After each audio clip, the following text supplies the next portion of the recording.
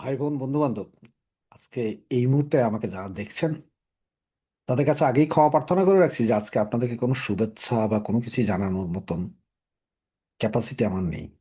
কেন নেই সেটা তো আপনারা থাম্বনেল এবং হেডলাইন দেখে নিশ্চয়ই বুঝতে পারছেন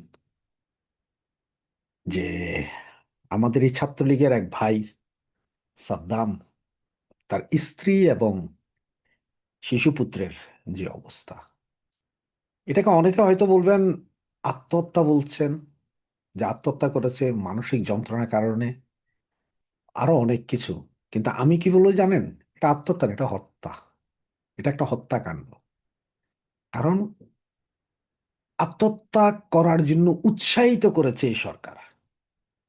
আর সবচেয়ে হৃদয় বিদারক যেটা, যেখানে একজন মৃত ব্যক্তিকে দেখতে আসে জীবিতরা, সেখানে আজ মৃত ব্যক্তিরাই গেছেন জীবিতকে দেখতে। ভিডিওগুলো দেখুন। আপনারা জানি কাল সারা রাত সারাদিন এই ভিডিওগুলো দেখেছেন। তারপরে একটু বলি, একটু দেখুন, তারপরে আসছি কথায়। সারা কি নিষ্ঠুর! এত কষ্ট করছে সে তো কোনো খুনি না। কি নিষ্ঠুর! সারা কি নিষ্ঠুর! আমার বোনের বিচার আপনারা রাজনীতির কে করে না বলো। এত এত কষ্ট করছে সে তো কোনো খুনি না। আর ছোটখাটো মামলা তাহলে কেন ছাড়লো না? কেন ছাড়লো না? আমি দুলো ভাই না, আমার নিজের ভাই। কেমন আছে? আমি কোনোদিন আমার মনে হয় যে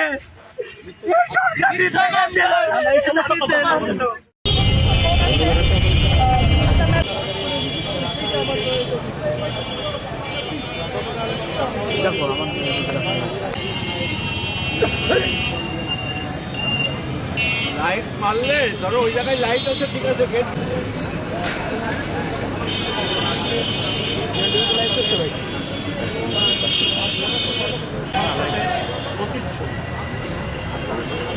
ভিডিওগুলো দেখলেন? একটা 9 মাসের শিশু তার পিতাকে দেখতে গেল, স্ত্রী গেল তার স্বামীকে দেখতে।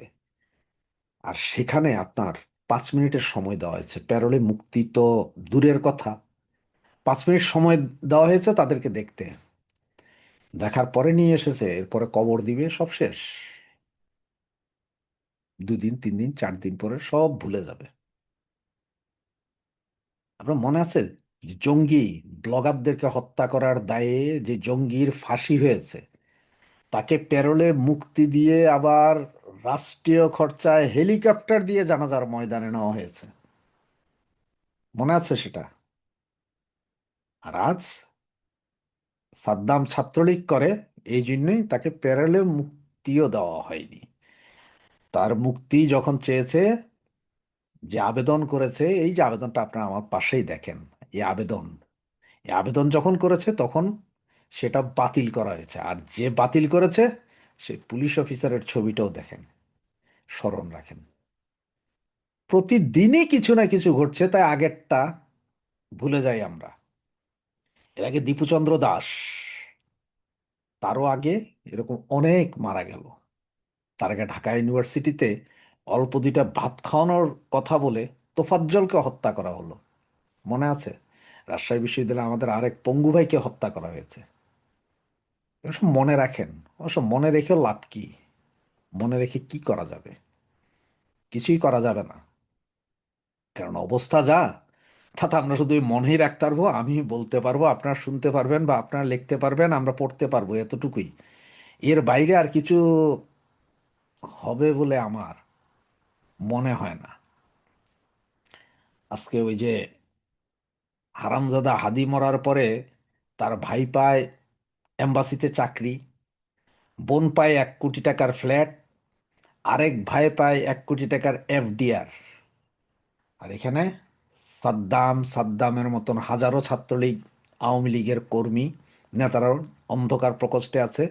তাদের স্ত্রী পুত্র ভাই বোন কারো মৃত্যুতে প্যারোলে মুক্তি তো দেওয়াই হয় না, জেলের খামার ভেতরে রেখেই হত্যা করা হচ্ছে আমাদের নেতাকর্মীদেরকে। আর কত এভাবেই চলতে থাকবে? আবার এখন এই নতুন মহোৎসব চলছে, নির্বাচন।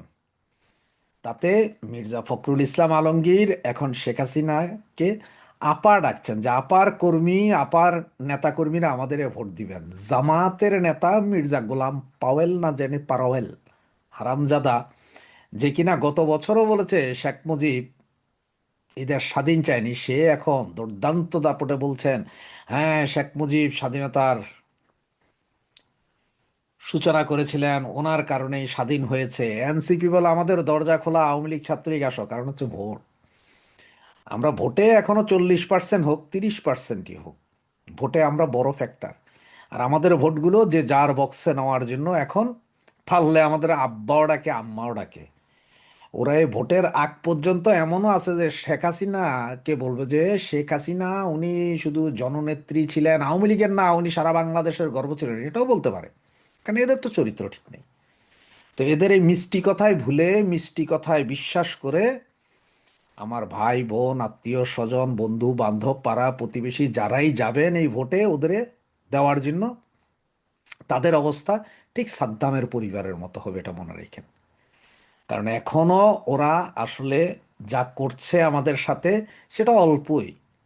এই সামান্য কিছু মামলা মোকদ্দমা, ভাঙচুর, হত্যা এগুলা করছে। জিতার পরে কচু কাটা করবে, এটা মনে রেখেন।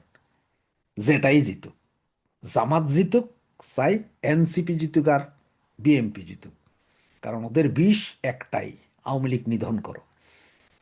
এখন নির্বাচনের আগে কত রকম কথা, কত সুন্দর সুন্দর কথা বলছে আমাদেরকে নিয়ে।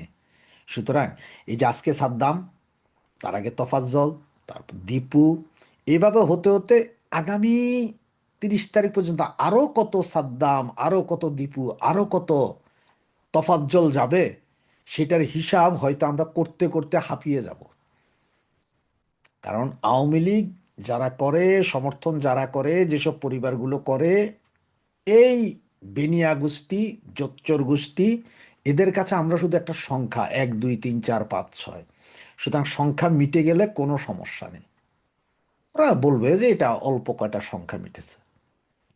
আর কি কষ্টে আজকে আমাদের এই ছাত্রলীগ, যুবলীগ, আওয়ামী লীগের বেশ কিছু নেতাকর্মী কি কষ্টে আছে, সেটা আর কেউ জানে না। তবে হ্যাঁ, আওয়ামী লীগ, ছাত্রলীগ, যুবলীগেরও কিছু নেতা কর্মী আছে বিভিন্ন জেলা মহানগর ওয়ার্ডের কিছু কিছু নেতা আছে যারা আত্মগোপনে থেকে ব্যবসা বাণিজ্য সব করছেন। ওনারা কিন্তু বড় বড় পদধারী, ব্যবসা বাণিজ্য সব করছেন। আর যেসব নেতাকর্মীরা আসলে আওয়ামী লীগকে ভালোবাসেন, তারাই আছেন এখন জেলে, জুলুমে, তাদের পরিবারের উপরে চলছে হত্যা, নির্যাতন, সবকিছু। সুতরাং আজকে এই সাদ্দামের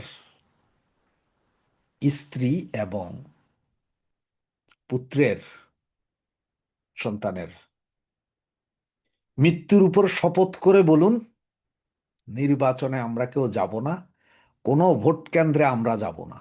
যদি পারি তো নির্বাচন, ব্যালট বক্স, নির্বাচনী কেন্দ্র আমরা ঠিক উপরে পাঠিয়ে দিব বা মাটির নিচে গেড়ে দিব, কিন্তু নির্বাচনে আমাদের কেউ নিতে পারবে না, মারা গেলেও আমরা কেউ এই নির্বাচনে যাব না।